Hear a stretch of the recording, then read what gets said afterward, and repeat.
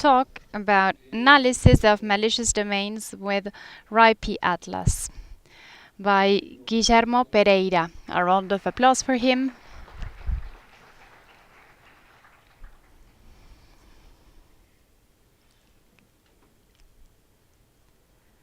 Hello. There's my screen. My name is Guillermo Pereira. I work in in CECIRT from LACNIC, the Response Center. I'm waiting for the presentation. There. So, this is the structure of the talk. First of all, why I was motivated to use RIP Atlas to analyze malicious domains. I will explain. I'll make a short introduction to RIP Atlas because we will talk about that on Thursday.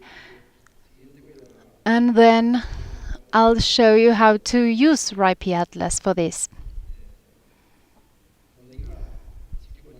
When I talk about malicious sites, those are sites that host malware, phishing, illegal content.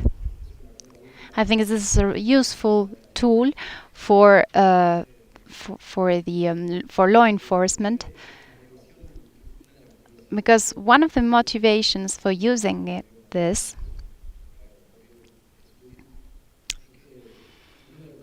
is that one of the cases that we had, one of the law enforcement in Spain denounced one in Argentina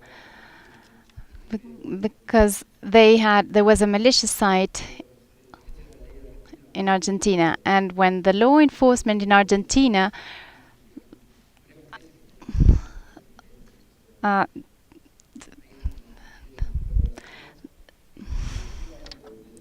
the IP was not in Argentina, according to the law enforcement agents in Argentina. But in Spain, they saw it otherwise, and so the resolver found different things. As this tool, it's a distributed sensor network. You'll be able to scan to see what each sensor solves, depending on the country where it is hosted. These malicious sites operate dynamically, either because they are behind a CDN, they have geo-blocks, sometimes of the phishing, if the target is a country. Going back to Argentina, if the target of the phishing is Argentinians, they block the rest of the countries. So if you denounce the host that is in another country, in Argentina, the owner of that hosting doesn't see it or sees a different thing. So you have to take a screenshot and all the evidence that you can gather. So I think that with RIP Atlas, it's a good way you can collect evidence. So this is what I told you, information that we collect when we investigate phishing or malicious sites. Everything is in the same bag.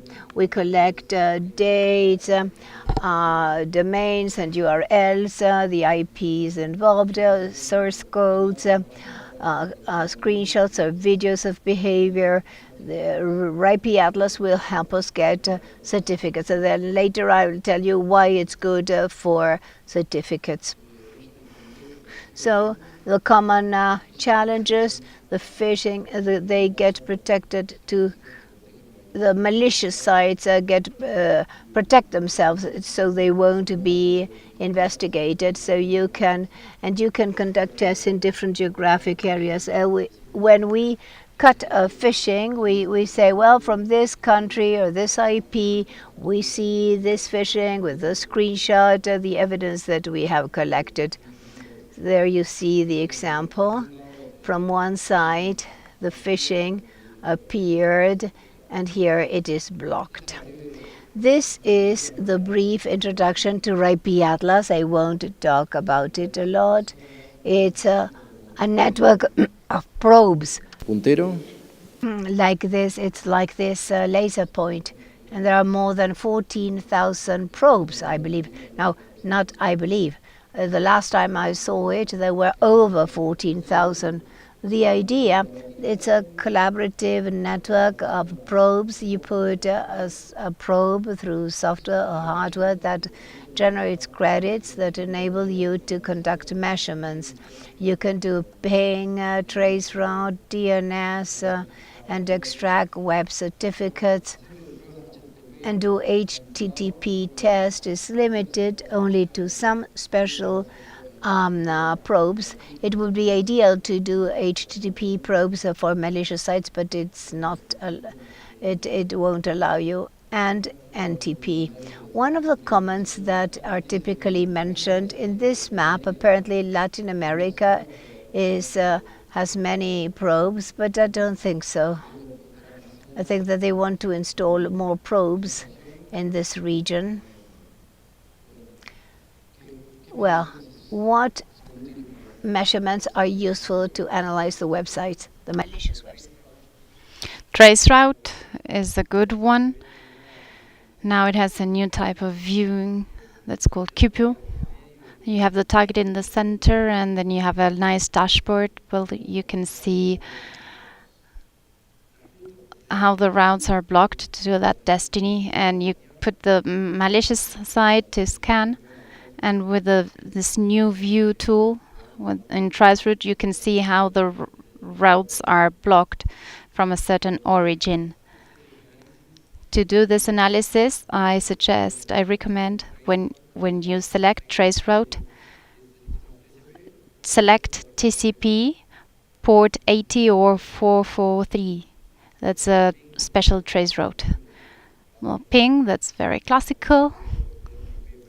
If you want to see a malicious IP, TLS, this is good because you can extract certificates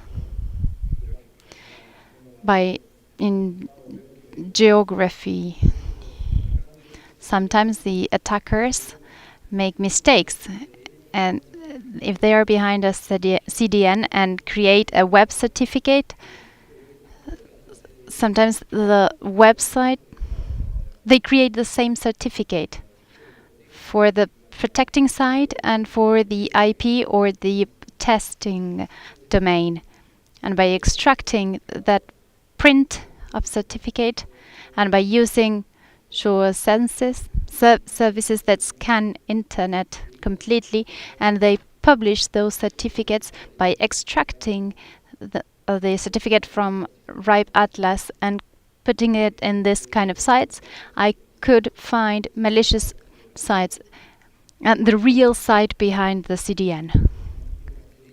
And then DNS. I think this is most commonly used to do the analysis of the sites by the testing of DNS according to the country or location.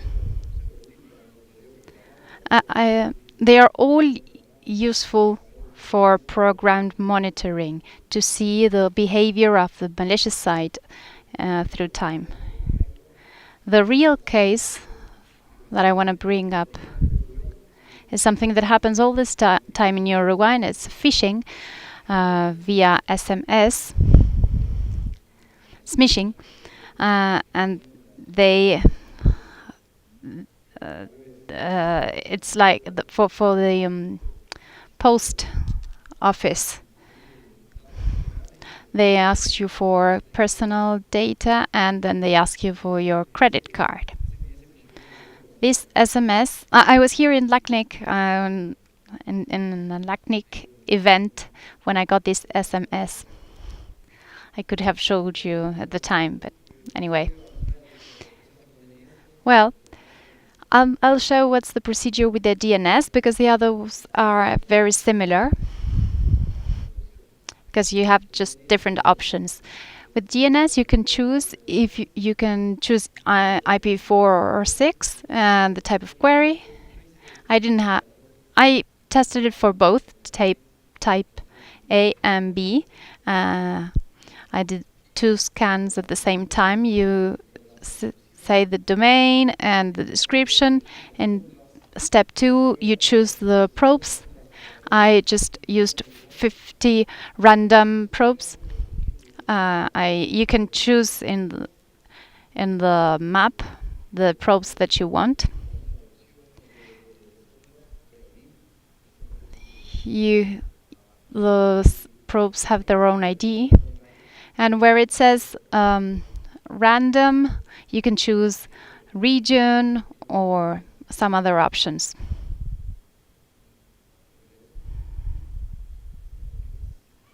What else? Yeah, the more probes you use, the more credits you'll pay. Same thing with timing. We'll say that if it's just one measurement, one off, or you can choose some time. For this test, I said 4 days every 10 minutes, and you can choose the minutes here in the configuration. Here you can set the date, the start time, and the end time. For example, here it's going to be done every 10 minutes for 4 days on those 51 probes that I chose, and then it says how much it will cost, and it will tell you how many credits you have and how much you'll have after you do your measuring. I didn't have a probe there, so I didn't have any new credits. That's why it says 0. And then the results. Everything has an API here, so you can program everything with the API, and you can automate it, and you can collect your results using the API. So I denounced the phishing to CSERT in Uruguay, and a few minutes later I did this measurement. This was just a few minutes after I denounced. In the results you can see that the 47 probes responded to one IP. And depending on the country where they are, they solve different IPs. So 2 probes didn't respond, and in this kind of results it's also useful to see how probes start to fall. Some use resolvers, DNS, that are protecting them, and then they fall into these black holes. And then IP, you can see 000, and that's why, because some probes are using protective DNS, and when they fall into blacklist, then 1 hour later the probes are not solving the phishing, and 1 hour and a half after that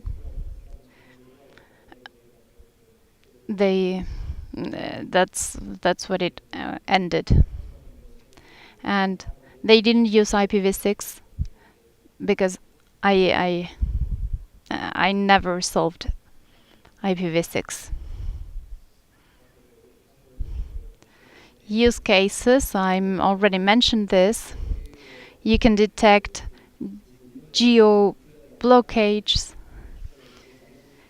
also the infrastructure of attackers,